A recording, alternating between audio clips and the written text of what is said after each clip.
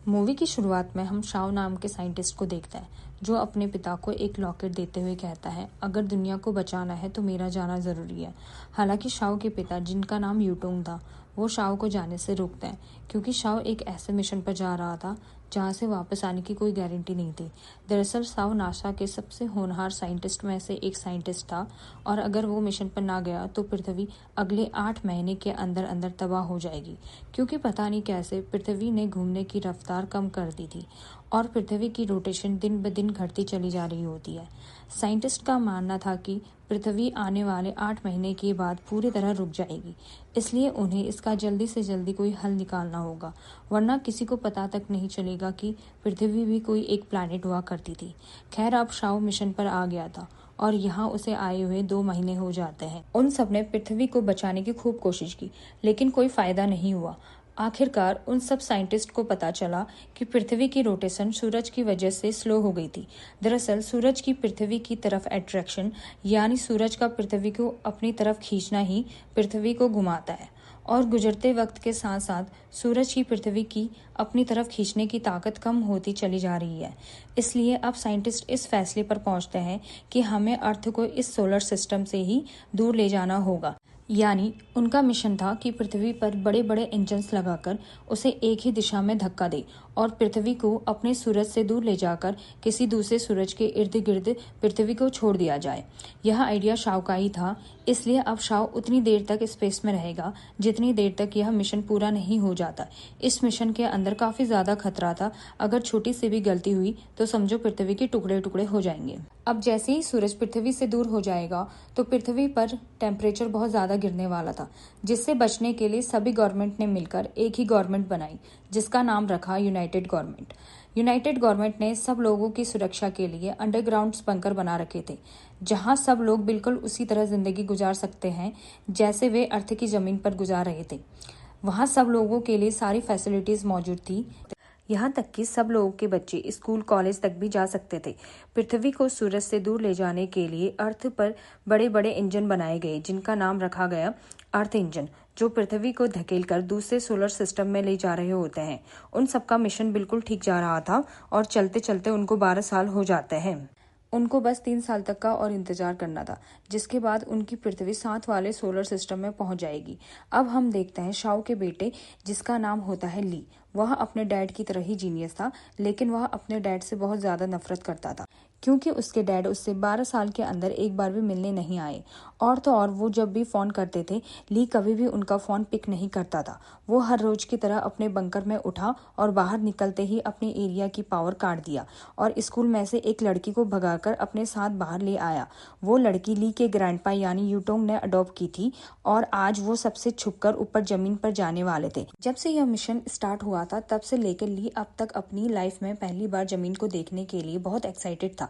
अब उसको बस ऊपर जाने के लिए परमिट चाहिए होता है, लेकिन ली अपनी बहन ईजी को लेके वो सूट चुरा लाता है जिसके बिना जमीन पर नहीं जा सकते। यानी कि वह सूट ही एक किस्म का परमिट होता है। वह जिनसे सूट चुरा कर लेके आया था वह भी उनके पीछे ही थे, लेकिन ली और ईजी ऊपर जाने वाले सोल्जर्स के साथ अंदर आके खड़े हो जाते हैं, जिससे उनके पीछे पड़े हुए वो लोग कुछ नहीं कर पाते क्योंकि उन लोगों ने भी वो सूट सोल्जर से ही चुराया था। खैर, अब उन सबकी चेकिंग की जाती है और सब कुछ ठीक होने पर उनको एक लिफ्ट में भेज दिया गया। वो लिफ्ट उनको ऊपर ले जा रही थी। जैसे जैसे वह ऊपर जाते गए वैसे वैसे उन्होंने देखा कि पृथ्वी तो अब बर्फ से ही ढकी पड़ी हुई है, क्योंकि सूरज से दूर हुए पृथ्वी को 12 साल बीत गए थे। खैर, अब वह पृथ्वी की सतह पर आ जाते हैं। बाहर आते ही वह यह देख हैरान रह गए क्योंकि वो तो अब तक एक बड़े स्पेस इंजन के नीचे ही जिंदगी गुजार रहे थे। जमीन पर चलने के लिए यूनाइटेड गवर्नमेंट ने बड़े बड़े और मजबूत तरीन ट्रक बना रखे थे। ली और ईजी भी एक ट्रक में एंटर हो गए क्योंकि उनके पास उनके ग्रैंडपा का पास था। ली वैसे तो यह ट्रक पहली बार चला रहा होता है, लेकिन वो जीनियस होने के साथ साथ एक अच्छा ड्राइवर भी था, इसीलिए वो 2-3 बार टकराने के बाद चलाने में माहिर हो गया। लेकिन वो दोनों और भी ज्यादा अर्थ को एक्सप्लोर कर पाते इससे पहले ही पुलिस ऑफिसर्स ने उनको पकड़कर जेल में बंद कर दिया। यहाँ हम ऊपर देखते हैं शाओ को, जो कल 12 साल में पहली बार अपने पिता और बेटे के पास पृथ्वी पर वापस जाने वाला था। वो इस बात पर बहुत ज्यादा खुश होता है। उसकी इस बात पर और शाओ के अपने घर से दूर रहने की बहादुरी के लिए सारे क्रू मेंबर्स उसको शाबाशी देते हैं। शाओ का एक बेस्ट फ्रेंड भी था जिसका नाम होता है अल्फ्रेड।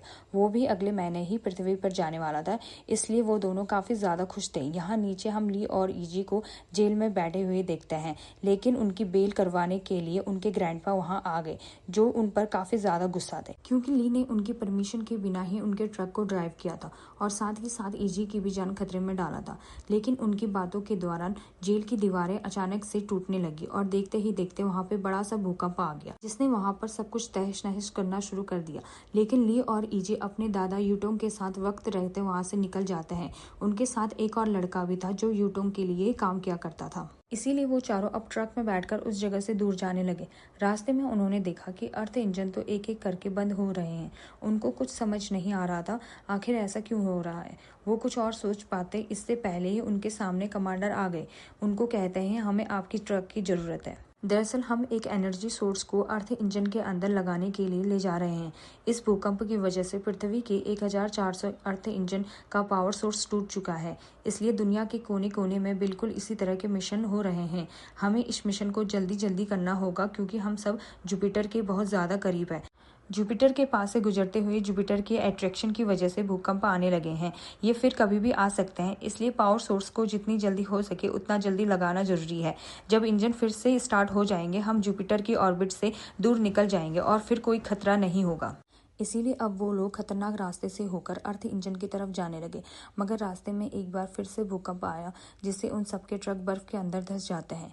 पर वहाँ किसी को ज़्यादा चोट नहीं आती, लेकिन अब वो लोग वहाँ फंस चुके थे। उनके पास जाने के लिए कोई सवारी तक नहीं थी।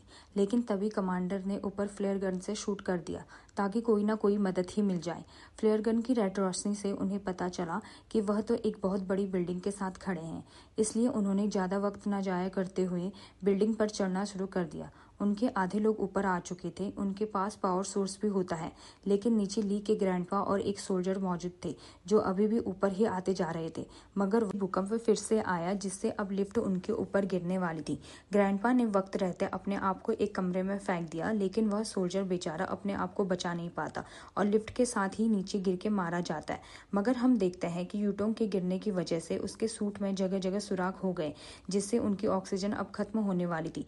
वे अपने पोतों को अलविदा कहके अपने हेलमेट को उतार देते हैं, जिस वजह से वह बेचारे ठंड में ही एक लम्हे से पहले ही जमकर मारे गए।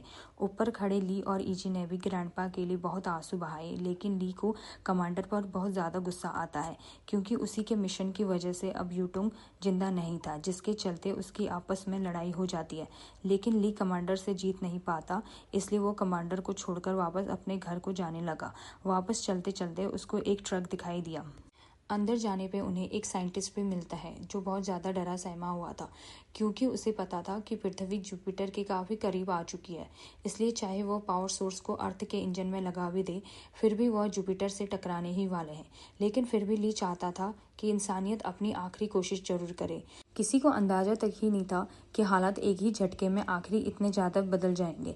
लेकिन तभी ली ने देखा कि वो ट्रक चलने की हालत में है, इसलिए वो ट्रक को लेकर कमांडर के पास आ गया और ली ने कमांडर से कहा चलो पावर सोर्स को वापस लगाते हैं, जिस पर अब वो ऐसा ही करते हैं और उनके देखते ही देखते सारे इंजन फिर से स्टार्ट हो गए थे और सब इंजन दोबारा से अर्थ को जुपिटर से दूर धकेलना शुरू कर देते हैं। लेकिन तब तक वो लोग अब तक का सबसे खौफनाक नज़ारा देखते हैं। उन्होंने देखा कि जुपिटर तो बस पृथ्वी को निगलने ही वाला है और सारे अर्थ इंजन मिलकर भी पृथ्वी को जुपिटर से दूर नहीं भेज सकते। इसलिए अब सारे लोगों की उम्मीदें टूट गई।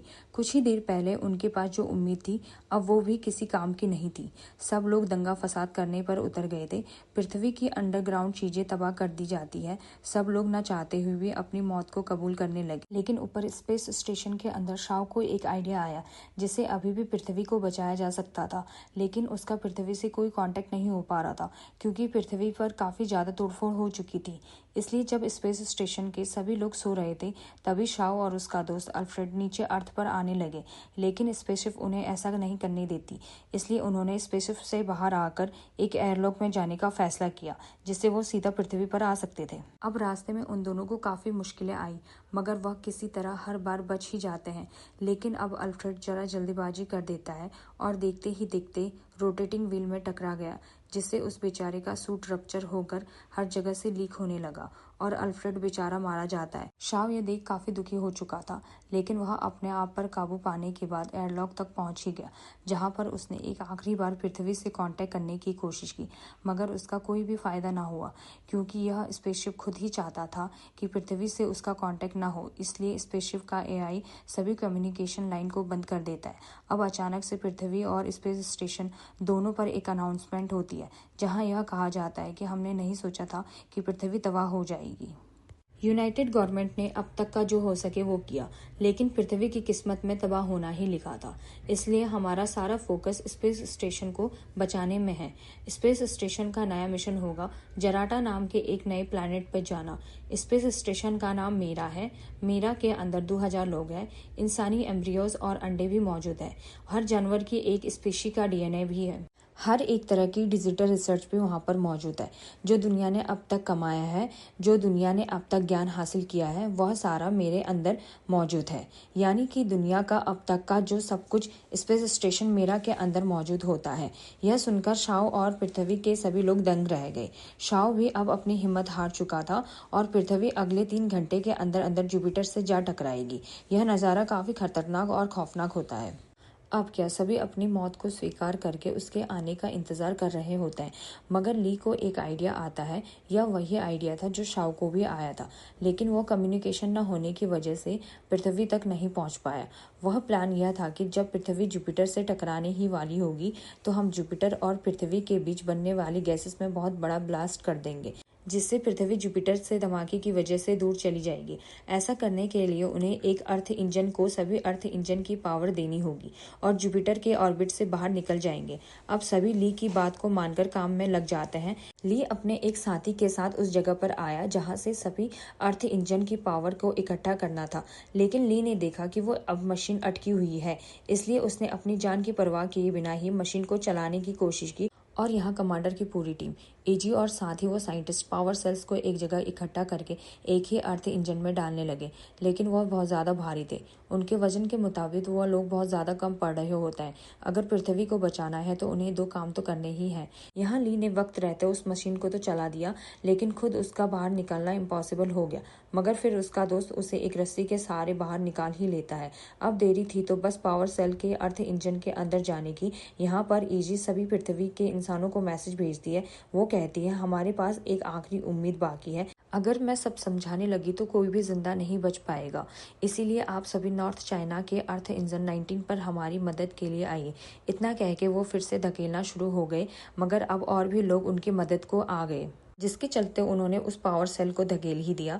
अब वह लेजर इनिशिएट हो जाती है जो सीधा जुपिटर की तरफ जा रही थी, मगर उन बेचारों की किस्मत और भी ज़्यादा खराब हो गई जब वो लेजर जुपिटर के पास तक नहीं पहुंच पाती। अब तो उन सबकी आखिरी उम्मीद भी खत्म हो गई।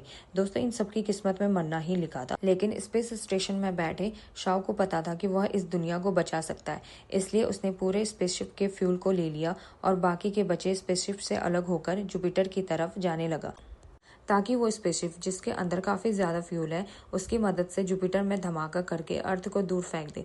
जाते जाते उसने वो सभी स्पेसशिप के पार्ट्स को अलग कर दिए जिनमें सभी इंसानों और जानवरों के डीएनए थे, और पूरी रफ्तार से जुपिटर की ओर बढ़ने लगा। जाते जाते उसका कांटेक्ट पृथ्वी से भी हो जाता है और वो अपने बेटे को कहने लगा, तुम और मुझ में कोई फ़र्क नहीं है। तुम पृथ्वी में रहकर लोगों को बचाते रहे और मैं स्पेस में रहकर, इसलिए तुम मुझसे नफरत करो या प्यार, तुम भी मेरे जैसे ही बनोगे। यह सुनकर आज पहली बार ली की आंखों में अपने डैड के लिए आंसू आ जाते हैं और इसके तुरंत बाद ही शाओ का स्पेसशिप जुपिटर में ब्लास्ट हो जाता है, जिसके ब्लास्ट होते ही एक बहुत बड़ी शॉक वेव बनी जो सीधा अर्थ से जा टकराई और उसे जुपिटर से काफी दूर ले गई और पृथ्वी एक बार फिर से सरवाइव कर जाती है। इस हादसे की वजह से ली बेचारा बहुत जोर जोर से रोया। उस दिन से लेकर अब तक 3 साल बीत जाते हैं और पृथ्वी अपने नई सूरज के पास पहुंच चुकी थी और सब लोग जमीन की सतह पर बर्फ पिघलने के बाद आराम से जिंदगी गुजार रहे होते हैं। ली भी अब अपने पिता की तरह बनना चाहता था। लाखों कुर्बानियों के बाद यह मूवी यहीं खत्म हो जाती है। Thank you so much for watching.